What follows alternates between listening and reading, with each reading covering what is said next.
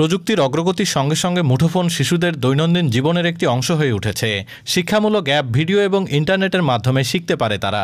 তবে মুঠোফোনের অতিরিক্ত ব্যবহার যে নেতিবাচক প্রভাব ফেলতে পারে, যুক্তরাষ্ট্রে একটি ঘটনা এর উদাহরণ। দেশটির কেন্টাকি অঙ্গরাজ্যের লেক্সিংটনের বাসিন্দা হলিলা ফেভার্স ঘটনাটি সামাজিক যোগাযোগ মাধ্যমে শেয়ার করেছেন।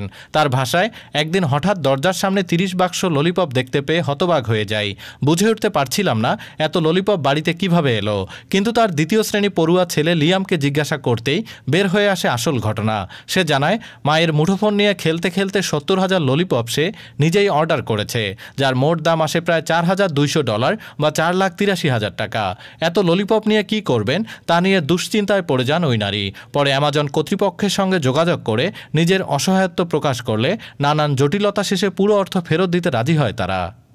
ডেস্ক রিপোর্ট, আজ বার্তা, ঢাকা।